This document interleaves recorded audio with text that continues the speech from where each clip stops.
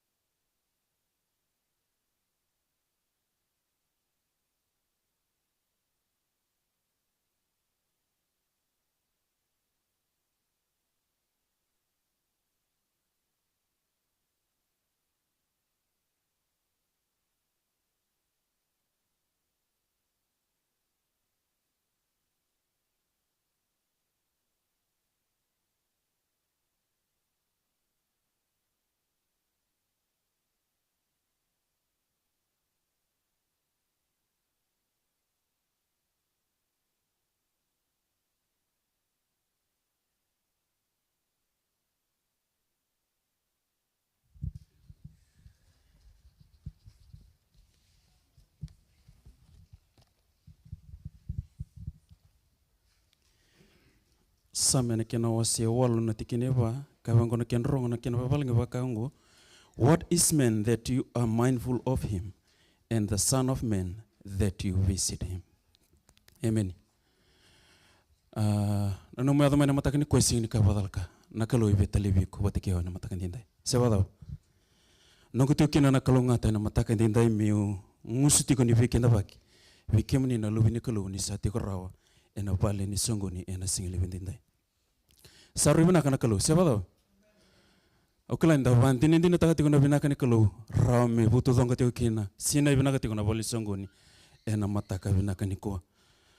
Mata ini wono ngendra ba mi vangole kina na vosi bikinda vaki okela inda vamboto na vosi ni kalau ni kana madhiu na kena wasi tini kawal na tikine rosabul.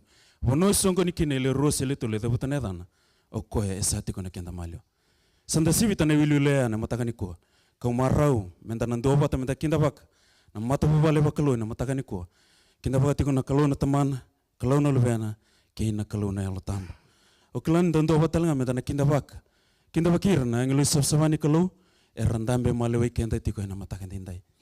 Ke bakame nandolaba na matanda bakalo na kalau na bono elala tiko. Yesanda wer na ngelu sabsabani kalau erangandre batalanga mermai tiki ni songoni. Ena singile binaka ni ko. Na ikaron ni wonu ngandreba mengu bangole kina na bosni bikinda bake na matanga ni ko. Ngandreba mengu na kinda bakati ko na bosni kalau kena non na mbola na tamata ni kalau ena mataka ni ko. Tal kem sakinda bikim ni tiko na mataka ni ko ena non lolo mana kalau. Saru binaka na kalau tal ni raun ni batara misile na mbola binaka bikim ni merani na mewo sene tuku. Merani buki kina na mbola entonto endambe na singile binako. Varotaki ena singa binaka na lesu mai kina na nonda kalau. Sa kinda baki mnitu kina kinda baki tal dengan ngoneleo enisi kinda baki enisi tiko na luwi tal malawi kinda tiko na matakani ko sanro kinda baki tiko baka vitamani na matakani ko ngusini sunggulut ngusi lo malangi me kinda baki mnitiko kene tugu sa varota kalau malangi mena nonda ena singile wendindai. Wekemni na nema mi bulangi oni tiko na matakani ko kala ni songo ni bimbi tiko na matakani ko vekemami na tadimuni wakayalo ena songolo tungo Brisbane wakaviti. Avida na ade tiko menandelente pele na matakani ko ka ngandreva me una ena buku ni songolo tu ena buku lo malangi ngandreva me no kinda vakayando ndo na yada ngo na matakani ko ka matani ade tiko ngo na matakani ndai epinisa langi miri. Wono ndambi te kena na matakani ko na wekango sakinda bikim niti ko na matakani ndai ena buku ni songolo tu Sakinda wiki mniti ko na matakani kuwa na lolo manakalu. Karoniada nisi Rauku kala na lewi talango leo kinda wiki ko taltinga na matakani kuwa na lolo manakalu. Katulniada Simeone na ulivo kinda bakti ko na ndornilotu kila sakabide tikuna singa tamu dombasi kitikumai kinda wiki mniti ko na matakani kuwa na lolo manakalu. Laitia naika kinda wiki mniti taltinga na matakani kuwa na lolo manakalu kila ni singai matai tikum beka ni nona mai na torango e balotu e Brisbane bobiti sakinda wiki mniti ko na matakani kuwa na lolo manakalu. Timothy Mbanove kinda bakatal tinga na torango na matakani kuwa na lolo manakalu. Ndona ya tikungo sai kalondrau kala na maramango sando mbasi kitikum na lomna ndo tuisong songlo na vida na mbakisauti ngandra mo kinda wiki mniti ko na matakani kuwa na lolo manakalu.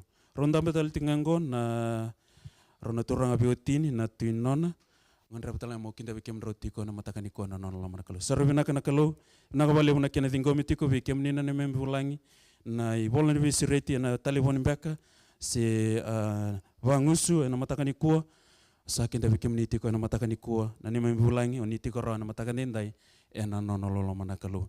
Kaya buka onda mitiko na matakani ko na numan yo botolu tene bikinda baki do sakinda baki tel tinga na dorobo main na nek tau na wale una tiko na matakani ko api na wale mata na wale una tiko na matakani ndai vi na mai muri tinai Karen kinda baki mni tel tinga na matakani ko kelas antindi na nomani sing nimbasi kitiko mani sung lotu klanda bina no mitiko na mas babina bina ka wana kalu na nomani tiko rotalanga na matakani ndai. Ngara me wangole na vosin bikinda baki bikim ni kede saran na lubini kalu sona singi do beada na matakani ko mai na ben mai Gold Coast Bethania do sakinda baki tiko na matakani ko na lolo manakalu. Kinda baki tal tingan Ben Woodridge na matakani ko wakakina mai guna do kinda baki tal tingan na Sunny Bank na matakani ndai. Kinda baki tal tingan ortano kanda tortongol tiko medaki na north side do sakinda baki tal tingan na matakani ndai. Tal wame kena nomani mata bubale singula da bina matakani ko bina kabale bina nomani tokonetiko na songolotu bina ke Brisbane bakabiti. Bikim ni na bingarabe to tumba bikim dona tiraran do sakinda baki tal tinga wakakina bikim ni na lin lotu ningeado mbera tinga na matakani ko wasan bikinda bakingo sabotai kedi tigo bikim ni andundua na matakani ndai. Kuringa ni nonda bakabina binaka na matakani ko kirea menta na reda bata na matani nonda ser na matakani ko ronan ra witu sanga blukan do ni ser ke sakuni na fikini seringo sono soriti kenda menta na tuda kede menta na labeta nonda babini binaka bona kalu na matakani ko.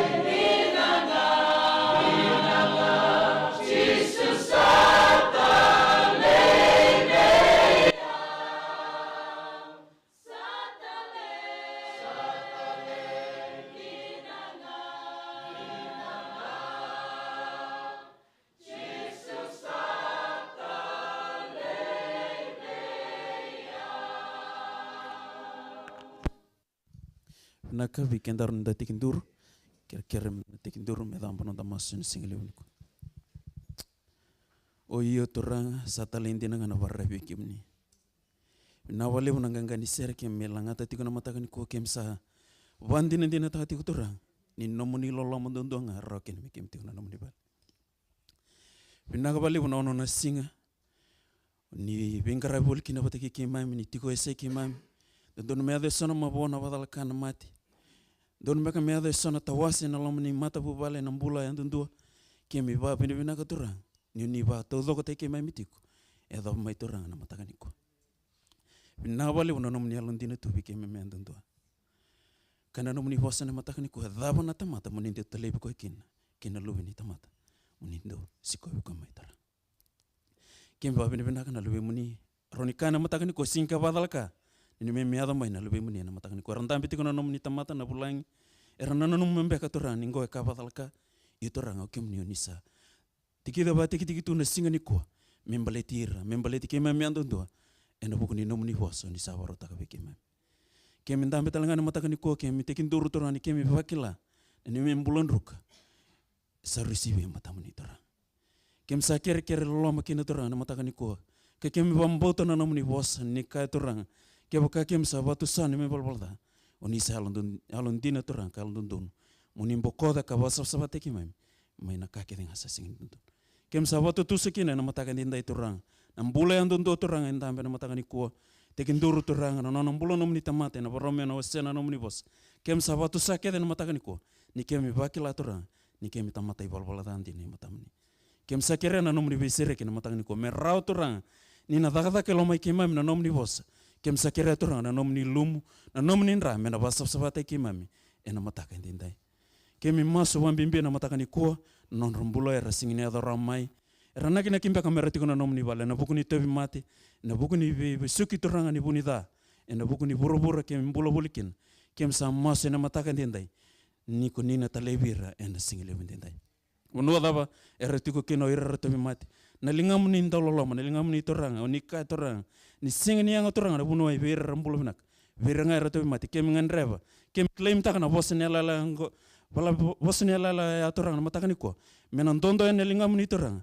mena lei talebira katambakira turang na matakani ko meroni ado nambula kibira andundua erangan reba na bibambulai ena matakani dindai ke mosla ka bimbi turang na non rambulai rena lebe muni era tikorana matakani ko na bulangi turang kemi wabine bina ka bikimni ni rau turang meraba ndingi taka turang barat raba tiki taka turang na ngonongo turang merati ko na nomni bal kem sabamboto na nomni bos nirna sukai ken na singile bindai ena singini talewale na nomni tuku kibira andundua kabaka talanga kina bikem na lubi muni kem tikin dur tiga na matakani ko nanu monon rombula na darubo kena ngone leo na matakani ndai oso minaka tiku torang na bulu na matakani ko era da mai torang indi na bei ndrakini bula era lago turu mutu torang kimi masu na tiku ni singile buni ko ni na biba tengu tiku torang merra torang kem gai suki ke torang na nomni singa kemi vakila torang ni oni sata lewi kem mai uti na singa tambe na kaniko kem sata tau naka torang na non bula nomni tamata ena singile buni ko tal Kaveni keni tuku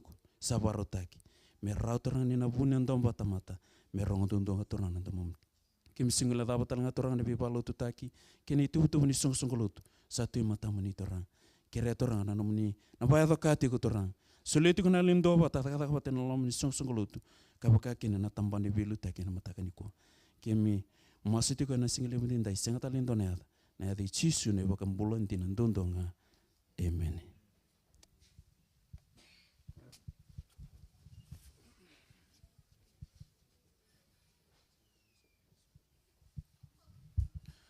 Sa sureti rotal tiko na tirara en matakani kua na karon non de sulsuli na katini ken sulsuli sa kiri rau kiri ron ngole da mai metori tiko na katini ken sulsuli matakani ko.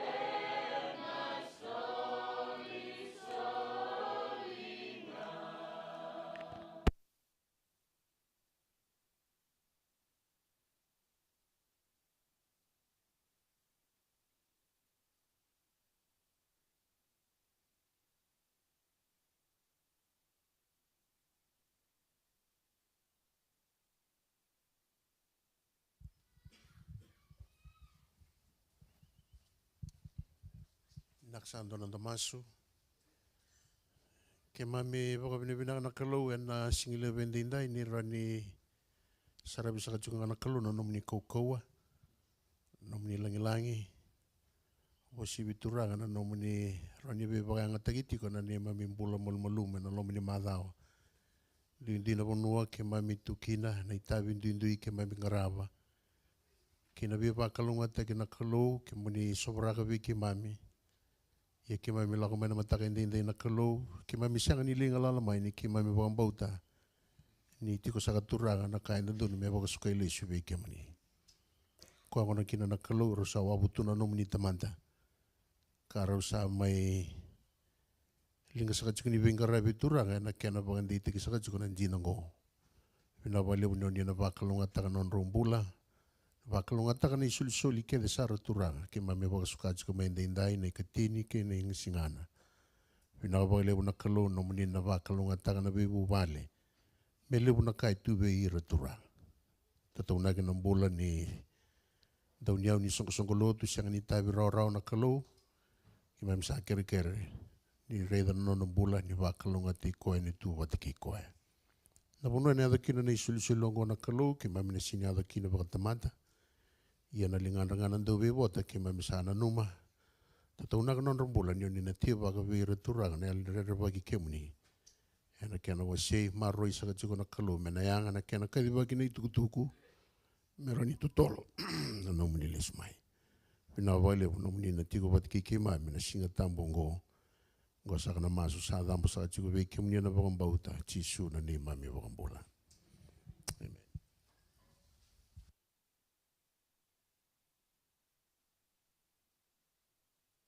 Nakani rongol tingan na tirara sa sireti kemni na dorobu kena ngoneleo ena buku ni tuku-tuku itigo na nomni sera na matakani ko.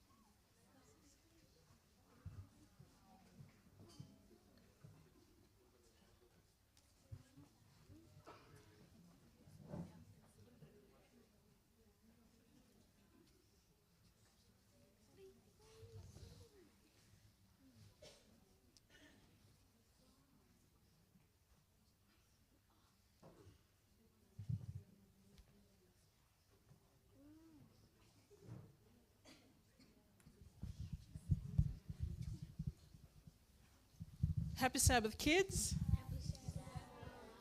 Who's excited to be back in church today? Yeah? What are you excited about? Children's story? Okay. Should be exciting, eh? Our topic this morning, as you can see, looks can be deceiving, and it's a true story. This happened last week after Sabbath. The youths are laughing because they know. Who remembered what we got up to after Sabbath last week? Yeah, too early? Mother's Day? Tell us. This was after Sabbath. Yeah, because some of you were here. You were helping out. You remember?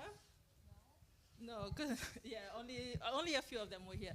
So we stayed back after church and we helped Auntie Millie with some baking and some cleaning and decorations. But the story happened when the big kids at the back here, when they came to help out at night. So this was after Woodridge, and then they came.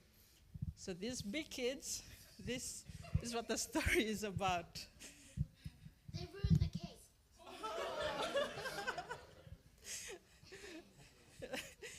So when we got here, Auntie Millie got us into our little groups, and she gave us a recipe. Who knows what a recipe is? It's what you make with the cake. Yeah.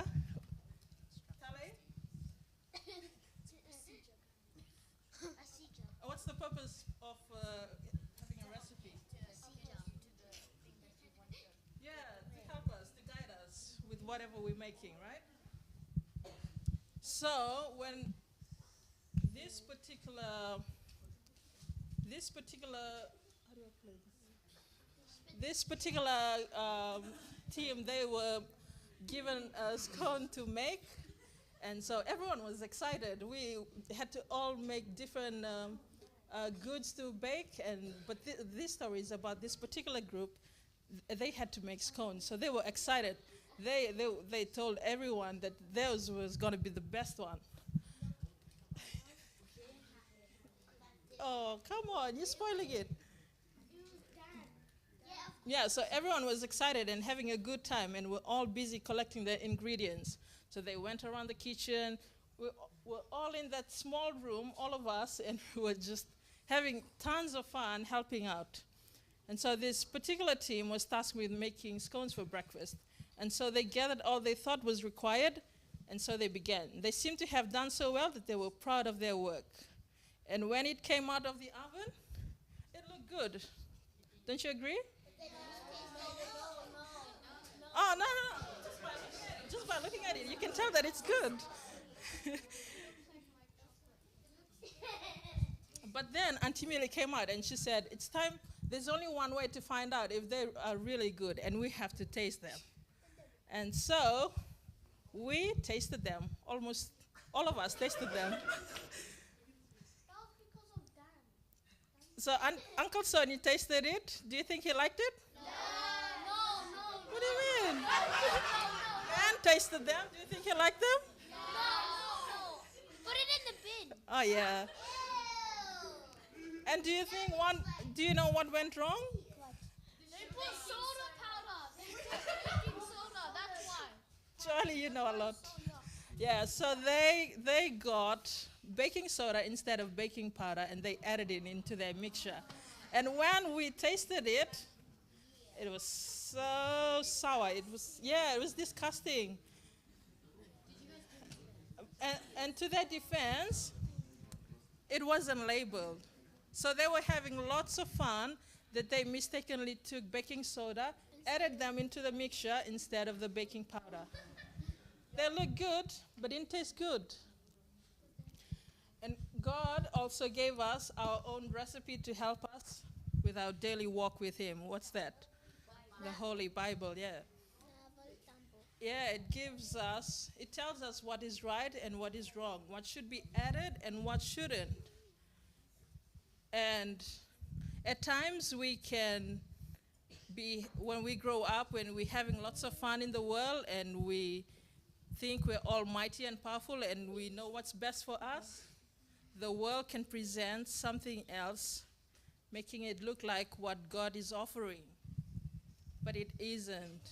And so when you find yourself in trouble, just like the big kids, they had to let Auntie Millie come in, and she came and did another batch. Do you think they? That looks good. Yeah. Yeah. So when that happens, you can always go to God, and He can always help you, no matter what you're faced with. Proverbs 3, 5 and 6 tells us, trust in the Lord with all your heart and lean not in your own understanding. In all your ways, acknowledge Him, and He will direct your path. All right? That's our story for this morning. Thank you. Yeah, that's it. You can go back. It had too much salt in it.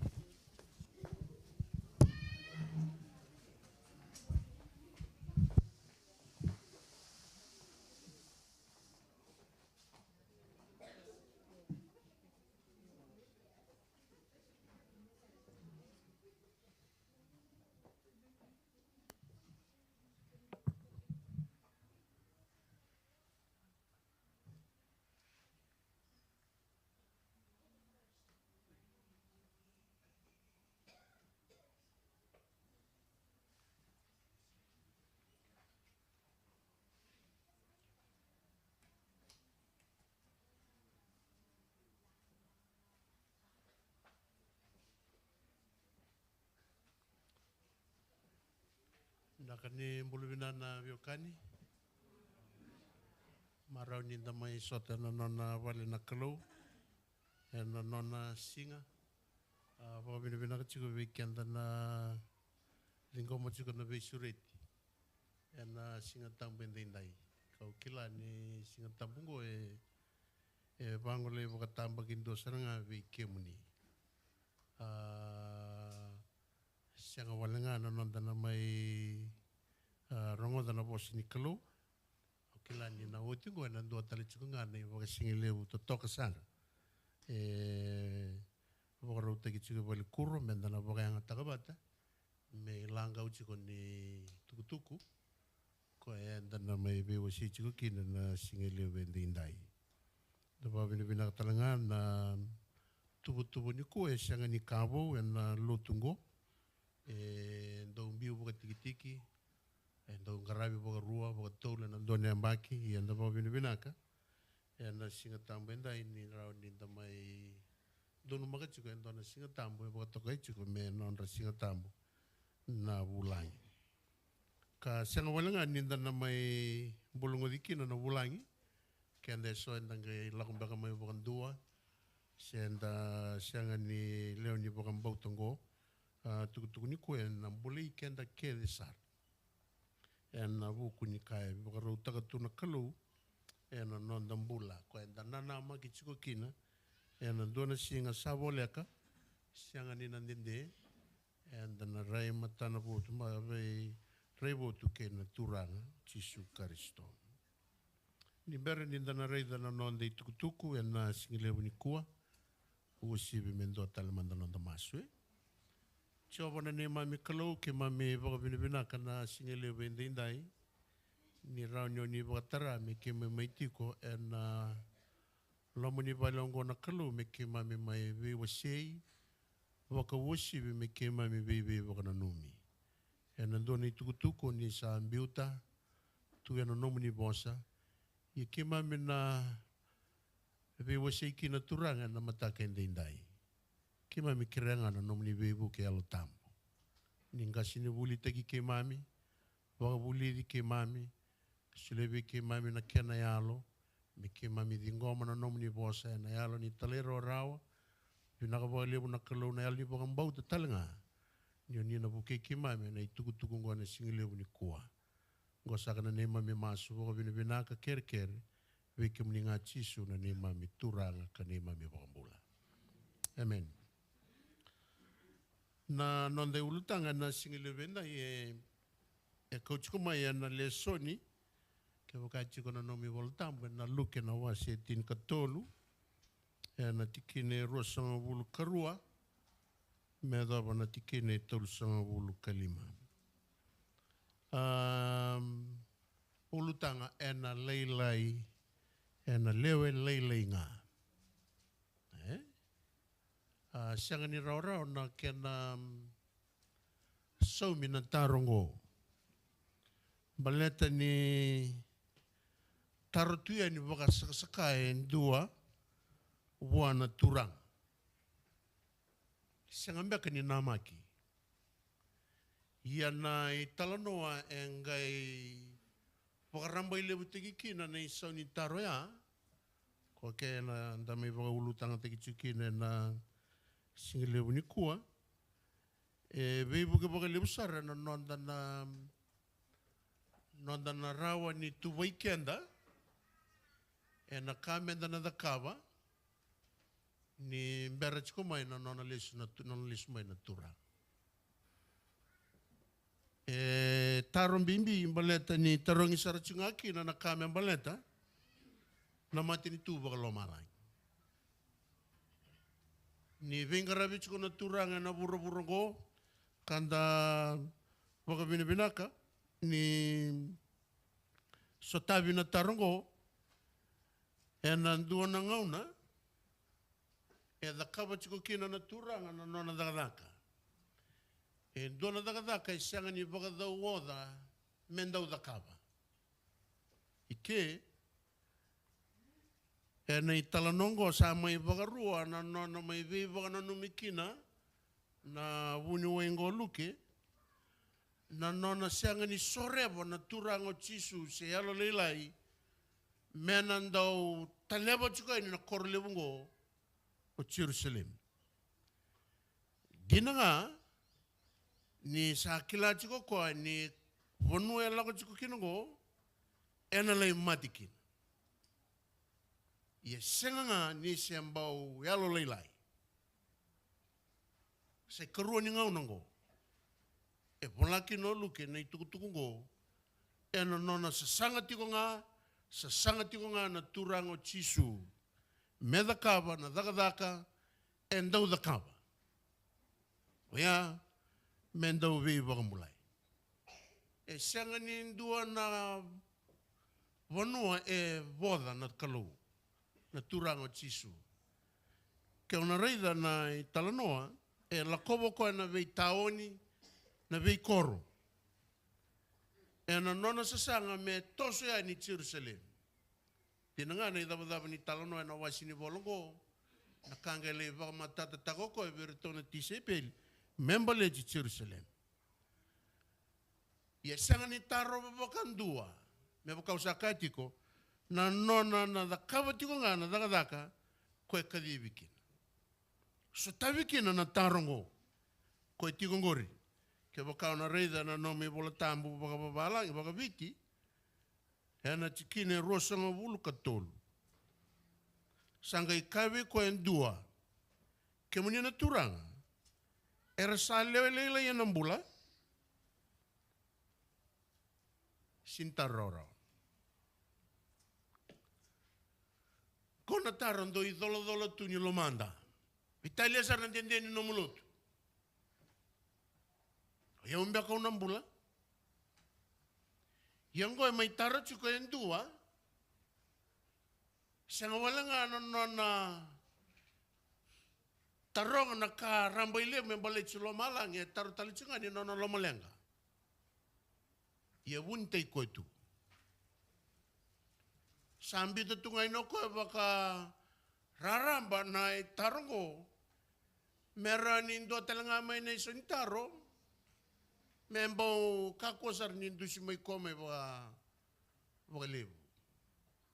Dan angkai kilai na ituba kini nonombula. Via taro tu na intaban-taban ni tarongo via tau bata tu na kaya adakawa ni ko timo. E akau di chisu waka chiki-chiki. Melai tarongi chisu.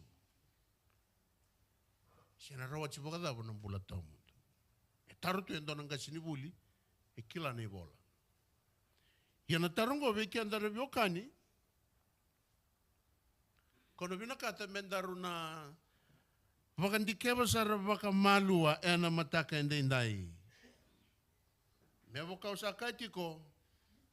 Sai karoni ngau na daula daki maikina na vakasama na iluke. Na italo noni nona sasanga chiko ngau chisu. Me tosa ina korlevo Jerusalem. Sinivia kawita ko na kanala yado. Ye nguchi ko ngana lomana baleta na dawa. Ena nona vina kata me kaku ni dua tambuyani na tamata. Ye dalata na korlevo. Ko e bagarutaka na kalu. Yana buna reviokani. E sengani via helo lei kina na turang. Sengani via ngude talanga kino ko ena nona da kava na daga ngo. Sangai kana chikine rosa ngabul kaba. Na isonitaro sangai lakomai. Dongu matua sara mandau duru kina mata ni korong gingo. Ni usakai weke mandau.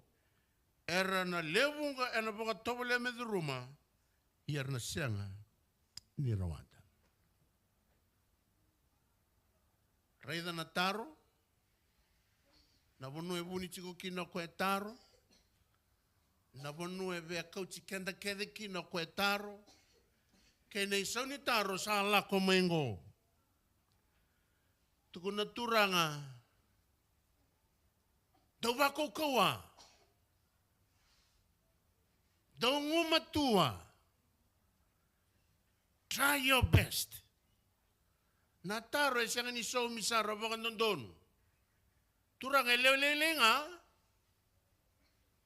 Kay bamba takatala turang. Make every effort to enter through the narrow gate. Many will try to enter and will not be able. Ruana bosa yatu bosa bimbi tokongori. Sasanga wako ukawa.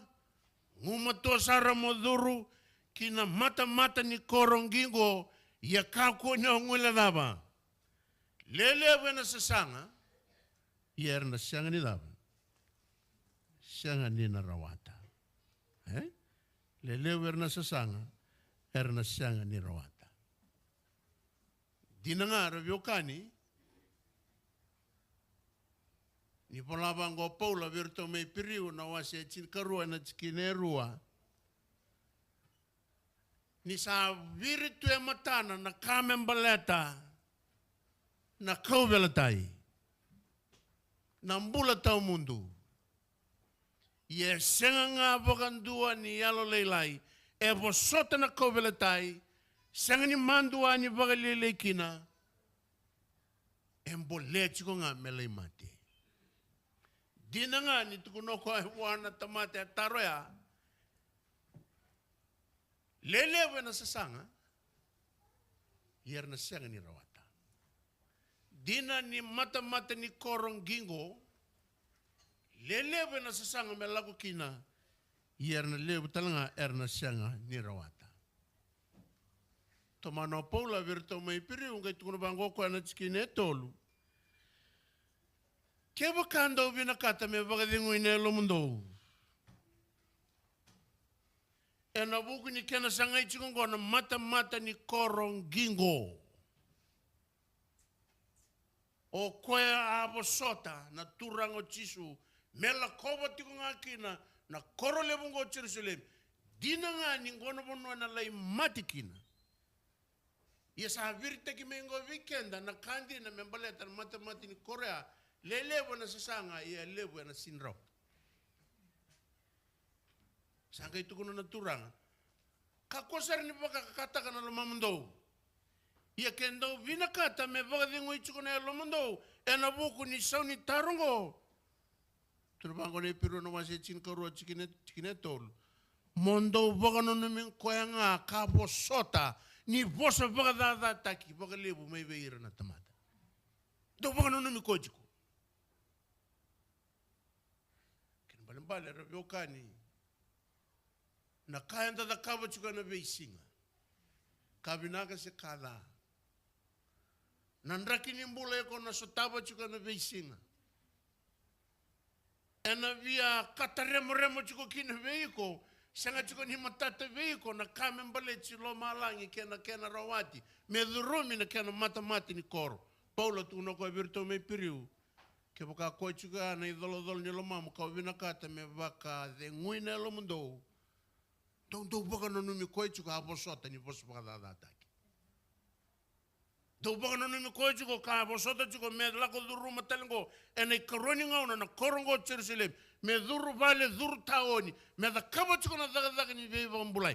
Dina ngani le lai. Erna duru. Bale na ka ngone tukutunga ni be bona no me be bona rete be ko ne ka be mataka ni kuwa. Baka na no mi ko e bole. Ke sa tao na no mi lako. Rei dele stale na mate ni ngau na rowa be ala tikina. Baka na no male stale na yo oti ni vonga ni ndo mona. Iko akila ya no no bosa. Baka na no male stale na nona bose endu e apaga ngate ko me na kalo me baka bure me kina ve ko na kena yalo na dava na kalongo ana ka tunjo ko virto me biperiu to baka no mi ko nga baka lebu ko ya bosota ni bos baka da tak ver na taman yembaleta na bukuna nga turang ken marama ko na ka tu ko na chiko pole keri baleta enda baka mbauta ni sanga tale ni dua tale enda rani vakan deitaka. Mena vivu ke ena nonda rawata se mena nonda duruma na mata ni korongo. Ena nonda vakan bautanga na turango Jisu Kristo. Baleta na nonda mbula kako virito me Roma Paula ninda tamata I vala da. Enda sengnya do na kai ro ta kina na kalu. Yendonga na kasa ron ninda na kavachiko enandela ni mbula malumugo. Oyana nonda baga tu sai kenda. Oyana nonda tauri koya. Nonda vingomi koya na turango Jisu Kristo. Ena bola chingoro Paula virto me Roma. There is now no condemnation for those who are in Christ. Baleta kevo ka ona dingo michisu. Ena sinindona ka ona thunrubikina. Ya kevo ka ona ndo baka na numi kochiko. Siang walangani tiribu te koya. Na mbaka na numi kochiko me sasamba ichiko ni kawa da kaba. Me indusi chiko ni bonola koba. Me vibuke chiko na kau tukuna. Me pagarara mategi kina no mo vei maliwai. Yana imbali ni no bosi ko Paula virto me piriu. Do baka no mi koichiko. Baleta o koenga. Koe rauki na nambula. O chisu ndundo ngara viokani. Koe na roni nda talubu kina mai nei vesu ni bala da. Na ya dhana ndundo nga. E roni vanga lala tegi kenda mai. E nei vesu ni ngangandre bagayangu. Ena nona koukonga enda rede chiko na vechi kinogori. Ena rawa kina na mbulanganga. Iana lenga enda umbasi ko bagaleu. Wea ni leu weekend enda senga sunga ni ndo wea bagambauta na yadango. Enda senga chiko nga ni ndo wea dhingoma saro baka indina. Na nonda baka no numi koe chiko na kalungo. Kwa anabu na raviokani. Ninda maitu e nandua na vila taini sala. Ko endusi maka chiko kina na turanga. E na nona soma chiko na taro ya. Hei koe a tarongi koe ni turanga. E na lewe leilenga erna duruma na mati ni tu valo malangi. Tuno koe sasanga wako kaua. Baletango. Kai nroin tako ko e rua na yalo. Ni vonua enda na lei tabu tu kede ki na tambuyani na tamanta. Kako ena chikine chin katolu. Ena madhi una wasi e vitu. Le sutale manda baka lele muri. ena madio no wase chinkatolo madio no wase vitu ena chikine chinkatolo talo no vanta kana chikine chinkatolo dodur kina mata ni korongingo ni salalanga na mata ni koro rambai levu na kena sala iambasi ka kina rusa levu nga sadurkin kene karoni sala chikine chinkaba ni sangingo na mata ni koro rambai lele na sala iambasi ka kina mbula lele nga erda makataka chiko na rona bosa ko ele chini chiko ni rona chikina ngori balete bosa mbimbi na chikine chinkatolu tuni bango na dengu sarera era sa levu nga sadaba durkina ya badaba na chini ni chikine chinkaba lewelela ye kunea lewe duru dote la koro lele ye kunea dote la sala mata ni koro ye kera vyoka santa maitungo na vela taini sala o kotsumena bana ngo Waka viwe kanitaki maiki na bakasa mabore taka chingoro chisu na ibole madhiu. Tona rita langani kira na chonda wase walu kina chonda wase chinkatolu. Na ibaka matata chiko ngani talono wase na taro kwa ya torongi chiko. Kenda tona reichu nga waka mbimbi na tarongo. Elewelele indi na nga air na duru. Mate na prusta kaya na turago chisu na taro ya tukuna bako kwa. Pakukawa. Balita na daba. Lelever na sasanga yar na sinrawanta. Pakukawa. Ngumatua. Kinikarua. Dabatal. Pakamboto chiko na yadango. Balita na yadango arani sirigi kenda mani balbalada. Na yadango kaya pakamboto na sulebi ko na kaukawa. Ya kandrarawa. E levu weekenda tambo na tamata ni kuwa lotu sisanga ni lotu. So weekenda na lotu e mai uniteki kenda tunga na lotu. Ye lo mai tuki na tava tuki ni alongo se una duru raundai se orai. Ya chisu sabi ambito kwando na signboard lewe na matakendai. Me tukuna chiko koi we iko batikiao. E lewe lele nga. Lewe leilinga. Baleta na matarugurugu sana mata ni koro ko rambai lewu tuno ko kongo endalanga tunga. Iya kona mata ni koro ngingo ko tukuni chike. Ko ya baka sangarai. Tuno ba ko leilinga na baka sangara. Baleta ni mata ni koro ngingo iya na lewu na sacrifice na dagakina. Baleta na mata ni koro leilingo ke boka be duru kini ko mo baka sangangara. Kona kale bukwa wawatunga. E warani baka sangarai. Kwa sa turau tu na buru-burungo. Baleta na ngau sianga ni baka sangaraki na kwa na dhuru kina mata ni korongingo. Iko otometi ngau sa andala ngau chilo mi bebo na mata ya. Ya ke baka andaru baka dakule bako bina kana boso baka yang antagi chikiki. Ya na rona vela taini salangora viokani.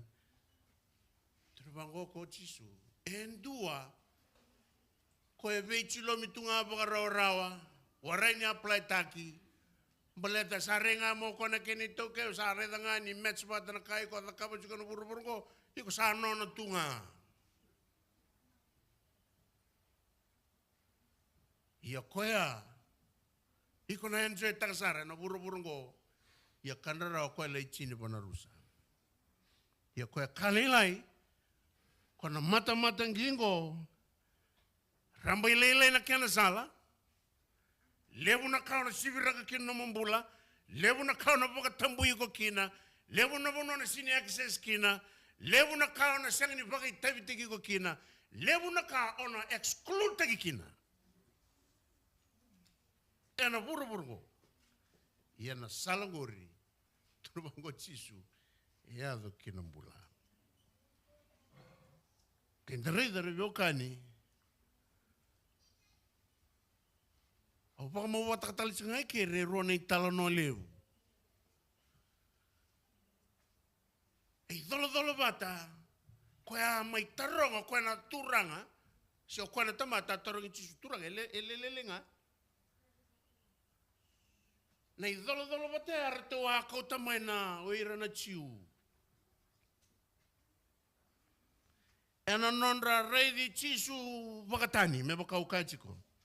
Baleta ni sa kele tungana rubakasa mana kaba burubura. Na mbula tau mundu, ni baka madala teki na mbula tau mundu, me tukono chikumo tisu na singoya, ni ngau ni salaki na mbula tau mundu yau, orto ira sini baka mbauta. Sanga itukono tisu na italno na chono wasewa luko mbide chika. Ga itukono koi virna churaida. Dorongoda. Dono bono ngai chikinango. Yana bono ngai chikinango edaba. Kamu na tir ngai rokin.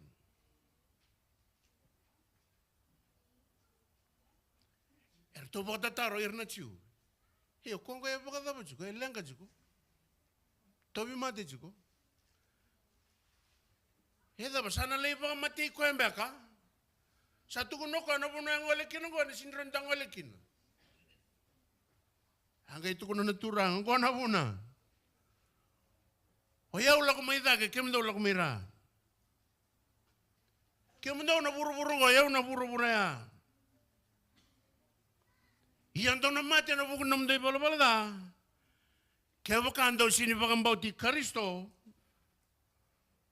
O kaya may mati na bukunra na tamada. Kaya nga.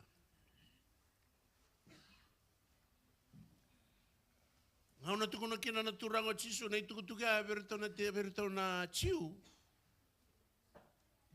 Ay tomabata ni Vital nongo leiso ta verito talanga kinoko na tisay peli. And ay ocho ni kanabata ni lako sibia. Gona ngaw na rabiokani. Sa toro ochi kino chuta sa na ilabo ni nona volta ki chisu. Sa boso istalanga kino boa chisu. Ena ngau na sa tukuna kino na turango chisu. Ena nyasa ni tepelia. Rei den donga vikemundonga na volta kiao. Arto vindu sila kataki na tisepeli. Arto sianga ni. Arto vinakata merito kila. O di mande da kapa na dakango. Ngai tu na turang. Kwa ngau na tokoda buana manrai. Kwa ngau na sulia buana manrai. Kwa ngango na politiko. Thingo zaro chutasa. Sa ochi keda na daga arabioka ni sa ya lo chutasa. Sanga ituko no chisu verito na ituko ngo. Tuno koreda na ituko no ngo ko sa tuko no chingame ngo verito no chiu. Na bono lago kina ke mando na sini ya rokina. Sang ni roro verito no tisepele na ituko ya arabioka ni. Era sanga ni kila orto na tisepe le imbale ni bosa e da vuta na turang na bono lago kinango. Kento vital na chuko wana mata ni korang kingo. Kena mata ni korang boile. Tukono chisu. Kono bono nge bochungo na mata ya. Dono sinra lago kina ni kuwa. Mai muringa. Na lo matar-taro kaya basi ka ver na chum basi ka talanga ver ton tisepel yendo nga ver ton tisepel nge ve unge mai nge via sanga me mbule chisu mbakan chalan stegi chisu kay tarong chisu mai turang sinraro na kani tukun zabana buna rongo dong kay tarong opita itu bang opit. Daba na muna au sinran lago kina bati kay kemuni. Sabelenka. Daba sinran lago kina indai. Ibi talanga na buno ni lago kina ngori. Klana kanga itu kono naturang opita bichisu. Itu bang opita bichisu turang. Kaya wakaindi na niyo na sinidara nilago kina ni kuwa, yo sabi ito ko nabiko, I can give my whole life. Oro sila nung kumbula todo ko. Kaya ito ko nabang ko chisuwa, garumina nung sintaro. I kontina. I korani sacrifice taka no mbula todo ko, veau. Ori so mo pita na taro ya. Sabia mbole mo pita. Me tuko no mo pita. Ena nongo koko aura ni durunga na matamata ni korongingo lelengori. Yo cosa tuko no ko virtona chiu, tuko no virtona chiu reda. Na matamata ni korongingo, it's only through faith in me. Voso ko virtona tise peli, ve challenge mo pita. Ngona tuko no kino pita. He aura ni sule nungu mbula todoko. Aura ni adobo no bono iko lako chiko kinongori. Kay tuno wa chisu. I kontina mai. Ia nanu mo bago binakasar. Se bernitangi na imata ni toa, iko sana daki teke uchi po to.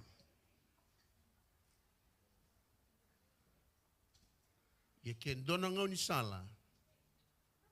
Ngai tuko na chisu virtu. Ia na buno sa sule kina vike mundo endingo andoni buno wo mundo dava. Do biolo mai.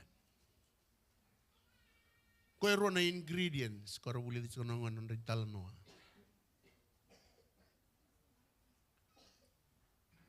Iko rawa ni lei songo no bata ena baka sama tuko na chiko na Paula virtu mai piriu.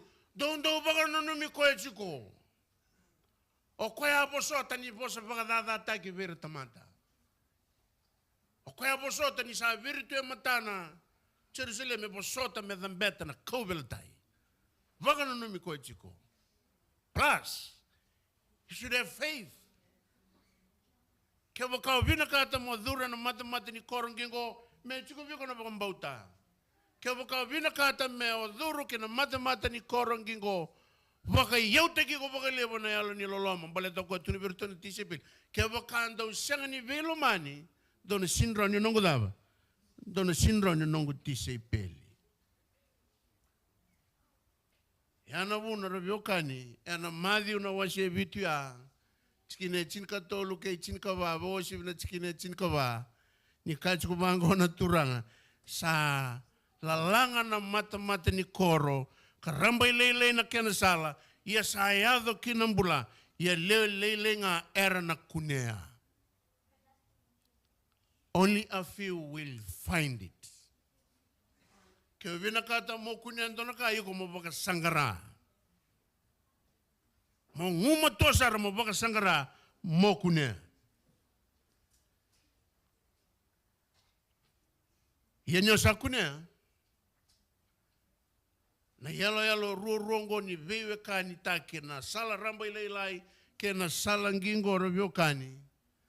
Endo talaka bondo mamula ngai tubana na turango chisu. Veira ena singoya. E tunu vango na chikine rosanga vulkalima. Ena luke na wase chinka tolu. Ke wakata tolu na lingam. Chikine rosanga vulkalima. Nina tuda ke nei tauke ni vale. Kasongota na katumba. Iandau sana tuetau tumba ka tuki kina katumba ka kaya. Kemuni na turanga ni ndolavi ki mami. Ena ngai vosa ko koya ka kaiwe kemendo. Au sa senga ni kila. Sendo sa lako maiwe. Ruana kalile usabe bwana numchiki na leso ni na matakaenda hii. Na dhurukina mata ni korongingo ena lewe lelenga na dhurukina. Se lewe lelenga na kunea. Yenda to sakila so na ngoni sala menda to na rawa ni wakadhakulea ni ngonongo merawa ni nda to kunea na mata. Chikubiko na yali baka mbauta. Chikubiko na yali loloma. Loloma ngo kwa rambo ilivu. Changa walanga ni nomo loma nakalo no mula kuma no vale no mo talero rocho no boss lo mongo ya plata ki talenga no ndambula bobiokani rambo ilevu saru rambo ilevu yana kena plata ki ngabo binaka na loloma kena loloma ko senga ni ndo toronga lesu naka sama yada chiko no na sa pogrita ka chiko na turango chisu na itukutukungo waka tarmai no na sumitaro Tuno ka narangon isa lang kaya mata-matang ko, rambay lila, iya lili nga nakunya. Iya mo na numatali tsuka nga, na mata-mata ni korongo, nando na singa, na songo.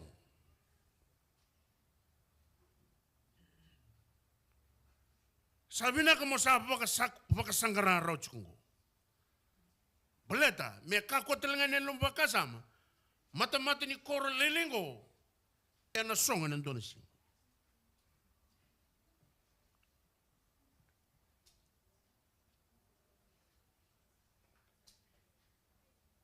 Kinangunan da sana lako ini kina, menda sana leibia justify tegi kenda, menda baka madala tegi kenda bi kwa song katumba.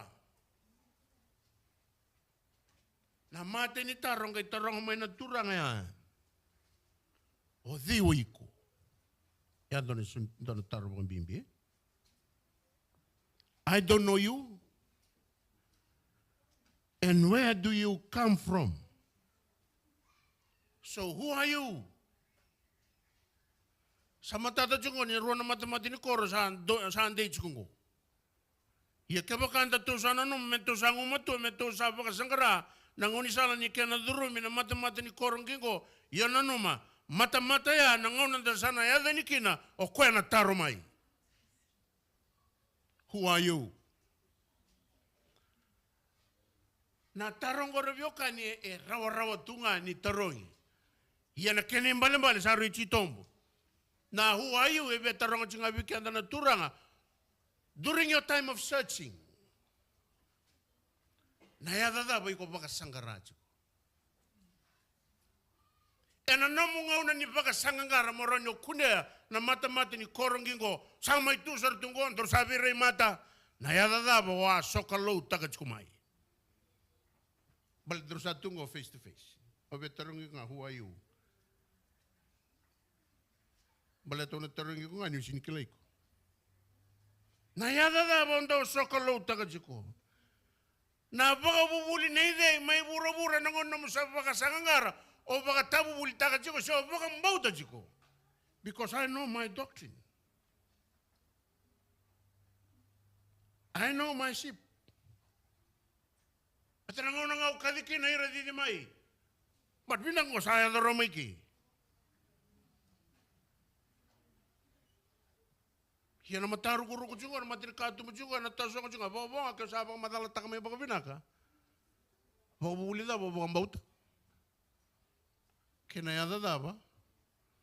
O sokolo ta ka juga. Kini karuni taro, tarang na turang. Hikolog maybe, where do you come from? Ebia kahit ko na turang. O duro tumi baka tabelo mo. O dia kau chiko mai. Do kile ko ike. Santar bondong bula. Yendo chunga na taro tarong chinga ke. Where do you come from? But na vi matailalay ni taro. Ko e baka sudu man tarongo. Tirmada lo sumaro indo siya. Balada durbita lo chungo nangoni kena se baka sanggarai chungo na mata-mata ni korlilingo. Yarong ada ni suntaro. Ena chikine rosanga vulka ono ke rosanga vulka vitu. Daw nanggay kaya. Kima me akana kanguno e matamu ni kuni sando baka tawul telangana ni mami salatu. Ena nanggay kaya ko au sa kaya kim do. Au siyang sarangani siyang bau kila siyang daw lako may vei. Daw lako tani vei ako ikim daw keda nga saan daw kita ka na daw. Ay bala da. Tuno panggo irwe chisu. Hey, turang. Kuno ka istikiman. Yada ba? Kim daw leho hai taka juga na nito hol. Kim niya nindo buno juga kitong gayani kito dinggo man boli bisurej kito le borro.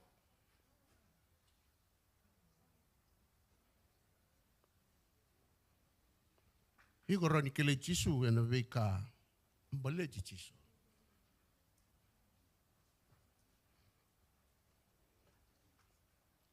Ia na singoe ara vyokan. E na sanga ni wakambimbi tegikina na kaundau kila memboleta na turanga. Kena no mundau rongo di koya. Tukuna ne senteratura, kemu ni andau wakabuli tukuna ne membetoli salang. No mundau wakasaki ti koya. Goroi koya, sa totoka na itukutuku. O sarabi koya na TV, o sarabi koya na YouTube, totoka na ibuna ngai juga. Kema me adorongo di kemu ni na vei salantu. Hondo ngai bona songo ni lotu, kena kana. O tiko na vei songo ni lotu, turanga, we ate with you and drank with you. Yo koe ke dangora vio kaina na sianga ni anga kina nomu bakambulai sia kina nomu duru kina mata ni koro. Rambo i leilai. Kono baka duru minga kebaka. O lako tani mai ena i pala da ka bakambauti koe me bakambulai koe na nomu da. Totoka ninda sati koe ndai. Totoka ninda sarongo da nono wasa. But that will not justify us to enter the narrow gate. Sa totoka na ibuna na dorongo da na bisi nga tambu. Totoka. Yana muna tuko na kinoko e verito na chiu, kaya mundo na chiu. Dau bakang bau chiao. Kako e verito na tisepel. Done ibuna bongo, dubilo mani, balat na bisa takabayar chingango na bibala. Ena tau yang nongko chiko bate kei ko si mani baka daba nandendeni no mumbula baka lotu. Baleta na wuto lebu ni ka kwa na lain durin do chiko kinoko ena mata ni korongo me rau ni screen takira tale era la kwen ena taro chiko mako deo iko. Ola ko mai bei. Baleta na kake de kon do rongo da bei salatu. Na kake de kon do rongo da bei ngau na kede ni lotu. Keva ka waren li apply take nambula me viso take vagananda kuina i vala da ko na wuto lebu ni kambimbi ko running ai tiki kino na kalo me vagaduru mendo ke na mata ni kor keva ka senga Italia zar singa tabu ni bulan ke na vida bati ko lagu kin Italia zar no muy tutu de no lomo ni lotu Italia zar ni mai daldalangane kamu buso wada na yasin ngusumo mo mai lang ser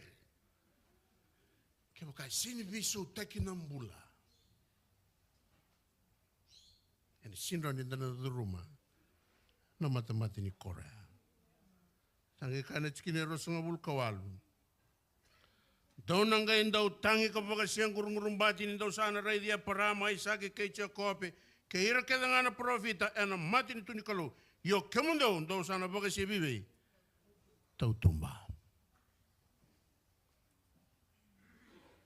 Sana taro na turanga sa aksanga nga na sumarao na isang taro. Who are you? Where do you come from? Tukuna na turanga chiswikiri. Sana nomi boto-boto nga na bunuen daw takakina na baka siyang gurung bati. Yan na bunuan na ray dirito kina na ilalango ya parama isake. Yan na mati ni tu nikalo. Koe na kena mata koe rambai leilai. Kandarao nyo na siyang nidurukin ang baleta na daw. Oy ko sana dia muringa, sana low tangke ngai tumba. But the good news, Rabio Kany.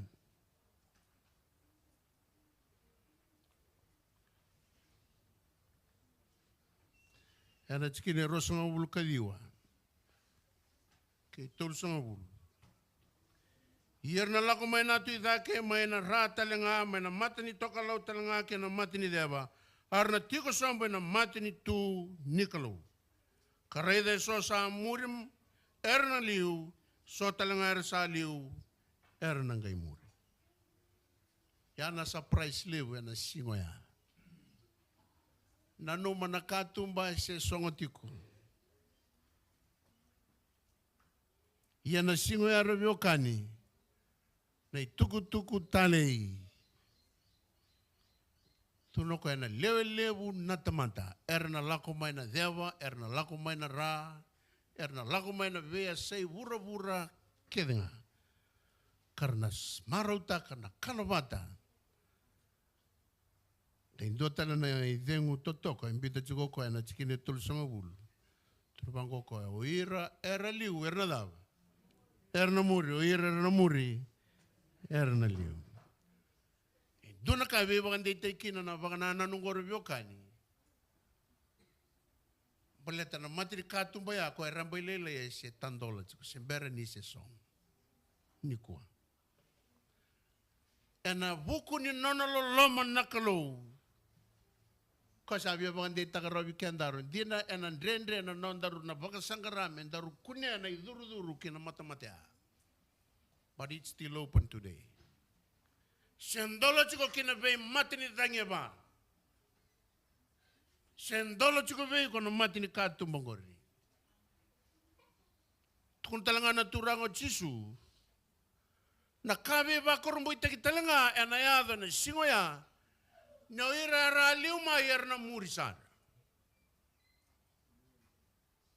Goes on unbelievable expectation. Enayado ena singoya robiokani. E so yuko na numa mena chiko kina ngeraleda. E so yuko na numa nira na senga ni chiko kina. Eranga i chiko kina. Ena kabe ba korumbo itaki. Toka no mula kumai. Baleta na daw. Gona kando baga no numikina. Weekenda na lotu chuko eh. Nyosa lotu chuko taura matua sara na kalau.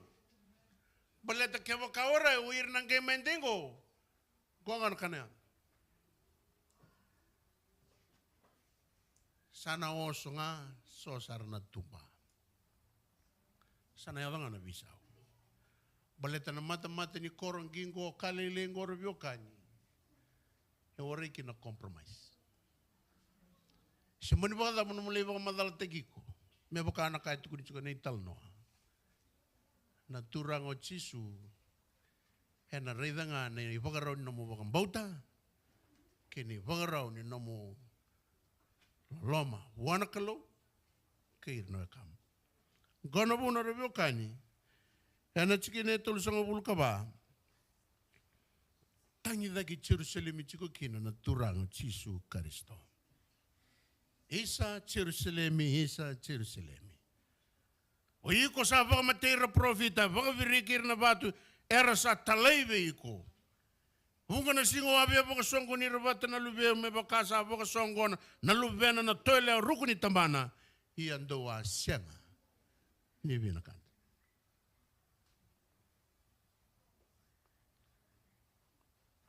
Pagkadir loloma rabiokani na kaya may raninda may magandita ka may songo chuko ni sonitaro ena singoya. Ena lewe lele nga erna duru kina nomo ni matinitu nakalo. Sa bang madal takawachi na turanga na kakede. Sangay may chini chuko na dona yalo baka dir loloma. Bichu ko na turanga mebo kain dona tina ni toa. Songo na nalubena ena ngau na ndau yado kina na ndrenre. Ni kuwa yuko lako chukumai.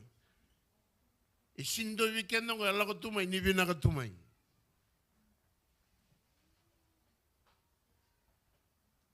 Kenda kede ndandambe chukunga na sinro bondo nindo tukuna mendondo no usuna metukuna ya usetu.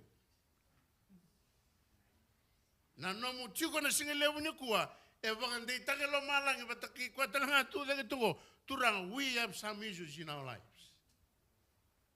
But we need that security. Gona kanta binakanta.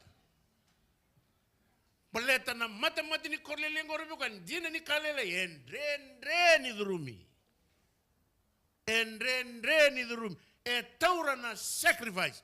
E taura na tamata kaukawa. Tamata ganga. Tamata sengin daw soro wakarorao. Nebo kanga na yala kwa mbiti chiko oluke. Nitukuno kwa say karwani ngonongo nona dhambe chiko Jerusalem mochisu. Dina nga ni bunongo ena lima tikin. Tukuno chiko na italongo nina sengin daw na profite mate na kortani. Ya dhabe posoto chiko na turanga Baletang ko niya lalungo. E nangauna ni nomu tabutu, na tambo ni tongo e wawatunga me olongiko. Koya anda maroki na raviokani, e na singa lewe endendai, ni rani nda dingo mana veisure chingo. Sa tumbeke matamu na kemu meda. Sa boleka mbeka mo mate. Sa singa talembeka na bunobina kay korani pangandita ka mombula kina. Na yala ni tina ni tongo raviokani, via pangandita nga weekenda resingle unyu ko na turanga chisu. He is still doing his very best. Me pakambulaira na nona tamanta. Baleta na bura-bura ndaro chiko kinongo, ko era to te makikina pangalebuir na chiu, kara sini via pakambauta na yadini turang, baleta ni rekelaira na kaya wabulichira, ena rawa ni vakambulaira. Na kaya rakila. Na nonra bang madalataki, may beira na tamata, na kaya era tukina, nonra isulu, era sana nomo ni sana rawa, ni rawata, na duruma na mata-mata ni koro gingo. Yana po na kaya kinaturang virtu, do bang bauta na turang o chisu. Kena isuntar virtu talaga na tisipel. Yana singilebu ni kuwa, e tu bagarau tu na turang, me sotaviko. Me vagambulaiko. Sia dava na lenga iko tukina na turango chisu sa tu bagarau mena vei maroroi. Choni chinka vitu na chikine tolu. Ira tolak chiko mena dorbo no anele awa. Ia say kwengo na mbula tau mundo. Mera kilai kemuni na kalon dinan dondonga kay chisu Kristo ko koya onia talamai. Sa sulietu no mbula na turango chisu ni kuwa. Me paka vive kani taki koya vata keiko. Yani se sulietu no mbula na singele wende nai. Lorobo na ngone leawa weekenda na lubi ni kalou. Na taro vya taronga chiko na turang. Na dhava na nomu lenga. Na dhava iko loma lenga chiko kina ena singele bubinaga ni kuwa. Ke ndua na isau ni taro, ke ndua na kame, vagade nguya nalomamu, ena singelebu ni kuwa, kachiko na chikinongo na turango chisu, na mbula tau mundu, e kune ndondonga wana turanga na kalou ke chisu Kristo, na nonda iba mbula. Daronga da nanganga ni sere, me wuki kenda, ena nonda bagande itaka, nonda ding ena singelebu ndindai.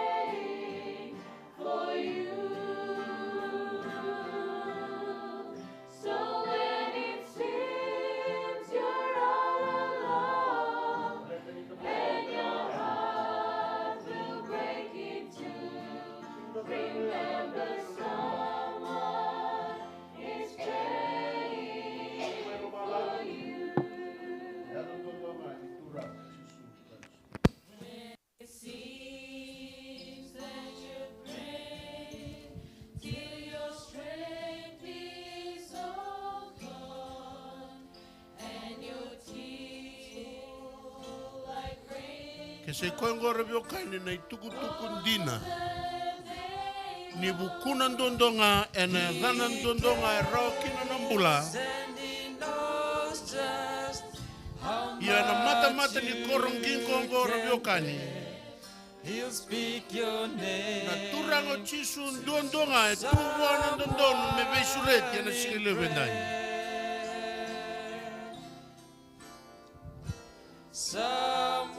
Kendina ni sangatali ni ndona yada na yada nga ni turango chisu e roki na nambula. Ia na mata ni korongoro yokani o chisu ndondonga e tuwana dondonu me suliani volitaro de meduru. So when it seems you're all alone, Koe talanga e tuwana dondonu. Me taro vi ko ka taro vi au na mata ni koro gingongo. He's praying for you. Ia na tangi ni turango chisu e na singile venai. Someone is praying. Kio sa baka sangarai koya ka o sa kunei koya. Baka dei taksar na mro ve kilai wata ke na tura. Someone is praying. Suliana no mbula ve chisu. Ka kereko e me marro i ko na ruku ni tambana. So when it seems you're all alone, Tangi di koe rao ravio kani ni singile vendai. God will break into. Ni mbera ni na tangi langa taka na nomu lede ka ke na nomu ba kila. He's praying for you. Wambauta ni ndaro na sini marro taka mena tarongi ke andaro na singoya. Deo iko se o lako maiwi. Kena deno no andaru duru na mata ake waka andaru sa dingomi koe rao ni kua. Ka waka mbauta na nono vosa. Ka talera rawa ena vei ka kedinga. Se mani waka dhapo na ndrendre o na lako duru mani kua. Ndrau na sota ka lululu ke na turanga na singwea. Tamai ki mami ndololoma na ne mami kalou. Ke mami baka binabinaka na singile wende indai. Ni rauni mai baka matata taki ve ke mami turanga na nomu ni vosa. Ke na kandina na kaloe na yado ve ke mami bura na singwea. Iara sandame na luwe muni na kaloe na singile wende indai na yalo ni baka mbauta. Ke tiko saka endua na singile wini kua. Endo taronga chuku na tarongo. Turanga leo intina nga. Sio chuku na singile wini ko taronga chuku na tarongo turanga na rawata mbeka na mbula. Lebu na kai ko lago duruma, lebu na ndrendre usutava. Keo chuku na singile wini kuwa. Kau vina kata mo tiga butanga ndono mrobio kani kena turanga usure chuko ndaru tu de kabata. Ena singile wende ndai. Tu da ke pokare teki ko wana kalu. Tukuno wana turanga isa turanga. Au bang bau tani sei kemuni na lubi ni kalau. Au sana lo mani kemuni ende indai ona talera rana nomuni vosa. Au na da kaba na kau ni na bina kata meu da kaba. Turanga ni maro ya na ruku ni tambamu ni mewa kain dona tina ni tosa au vida na lubena. Ya na ngau ne tosa maikina na buni da. Ka yuko chiko na sikile wende indai. Bina kata mo wakan dei takatala mro veo kani kena turanga. Usure chiko mo tudaki. Tudaka wana kalau. Me reida na kalou na lomamu, me reida na kalou na nomu mbula. Me pakan dei tegi ko koe na singilebu binaka ni kua. Turango ni sa reidi ke mame na ne mami mbula. Sanga ni ndona ka turanga ke mame huni takarawa. Ia na rukunga ni tambamu ni na kalou ke mami sa didi mai kina ndai ni ke mame pakan bauta ni tunga kina na mbula. Ia na rukunga ni tambamu ni na kalou ke mami alo pakan dengu kina. Se dava na ndrendre ke mami na sotawe bura ndai na kalou. Na ruku ni tambamu ni sando mbasi ko mai kena kalou na vikabi na kakena. Ni maro na ne mami mbula, maro na ne mami baka mbauta. Tuna ve ilanga ke mami sotawe baka tamate andua, baka ve watini, baka bubali, baka isongo lotu. Tamangu ni bosoji ke mami kadingomi ke mami. Ko saka na ne mami masu ke mami sando abate na baka tutusa. Baka binabinake na kere ke mami dabuta baka tusanga ne adam ni Chisu Kristo. Ke muni ngana nema mi kalau, ka nema mi turanga, ka nema mi wambula. Loloma lia muni kalau na tamanda, ke na loloma I chisu na lebe muni. Na viva ngandei taki, na viva ngandei nguni alo muni na alo tambu. Me